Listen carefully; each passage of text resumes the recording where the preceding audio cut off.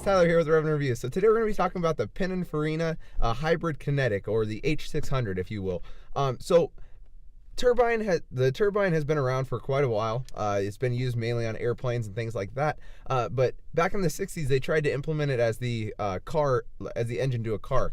It was a prototype, but it never really caught on because it was too inefficient and it just didn't really make sense. There was too much inconsistencies when it came to it. So back in 2010, Jaguar released a concept of a turbine car, but that once again didn't stick on because otherwise it would be in the market right now. It's a supercar, but still, nonetheless, it didn't stick on. However, people have not really realized, but they're really great generators. Turbines are very great generators. They generate a lot of power because they generate a lot of heat.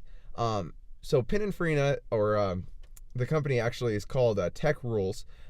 They took this car, and it's the H600, and they designed it to have a high range of mileage with a low cost. Obviously, they didn't want high maintenance costs and things like that. So they went to the drawing board and they decided, you know what, this is what we're gonna do.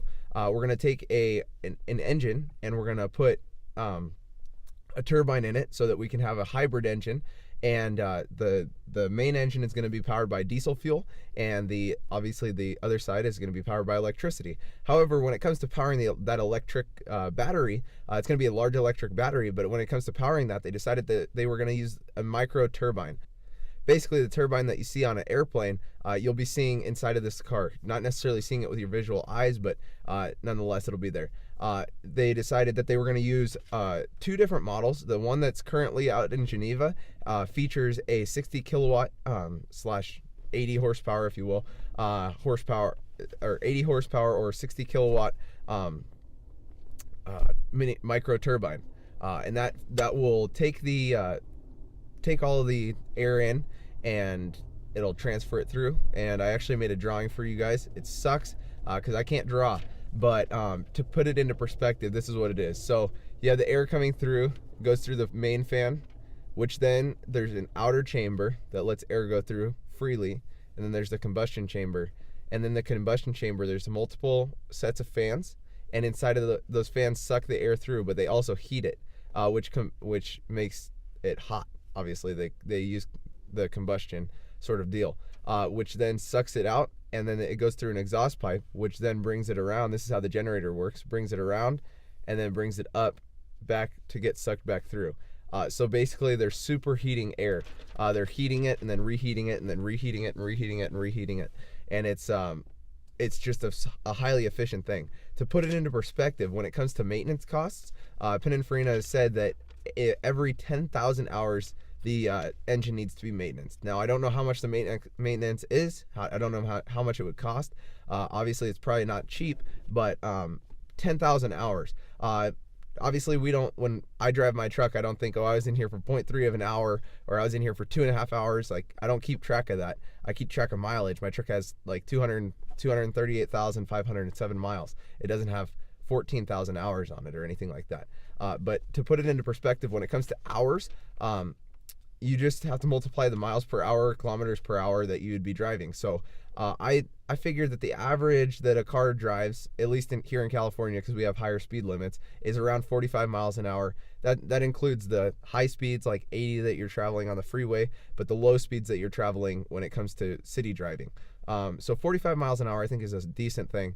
And when you take 45 miles an hour and you multiply it by 10,000, you get 450,000 miles. So every 450,000 miles on average, you're going to be getting maintenance. That's all you have to do. Maintenance every 450,000 miles. Now, my truck's halfway there, basically. It still doesn't need maintenance if it were to have that turbine in it. Keep in mind, these things are very, very, very, very, very efficient when it comes to maintenance costs, but not only when it comes to maintenance costs, but also when it comes to the distance that you can travel. Since it's a diesel powered / electric powered, diesel has always been a better gas. It's always been better for gas. It combusts a lot better when it comes to gas mileage. So that means that when this car is running, it can run for 727 miles. Yeah, 727 miles on one tank. That's 21.1 gallons of diesel fuel, and obviously the battery.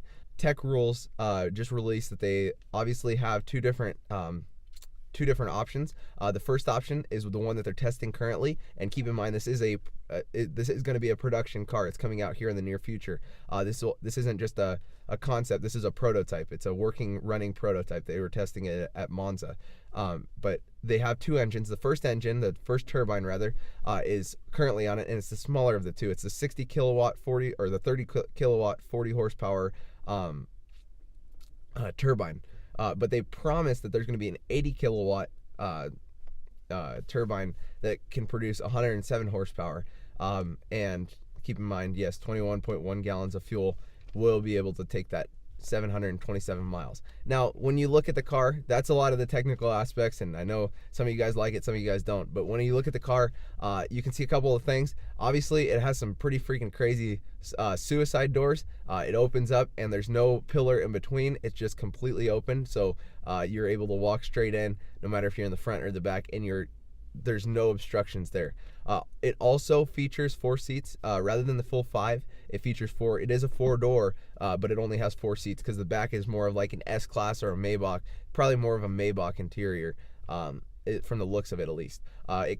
When it comes down to like electronics, this looks like it's state of the art. I mean, it's coming from a Chinese company that's called Tech Rules. I mean, nonetheless, it should be state of the art technology. So they have two displays in the rear, right behind the driver and the passenger seat, and those I'm not 100% sure what they'll display, but I can guarantee you it'll probably be something along the lines of DVDs or movies or whatever. Maybe a separate set of climate control back there. It also has the big Tesla-looking display on the center tunnel, right above the transmission tunnel. It's a big old display that comes down, and that looks beautiful.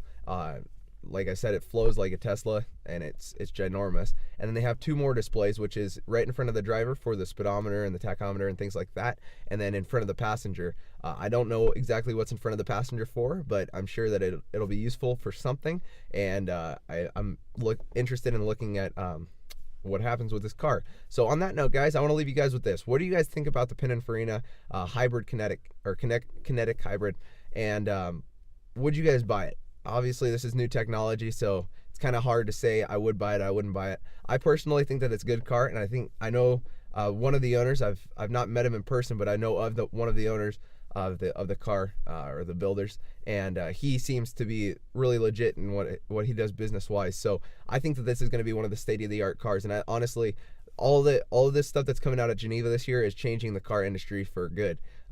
It's going to be changing the car industry here down the line, coming out with $285,000 cars that can be $2 million cars and things like that. But anyways, on that note, guys, I want to know what you guys think. Leave that in the comments below. Put it in the survey above, or give it to our social media accounts on social media. And then on that note, guys, have a great day.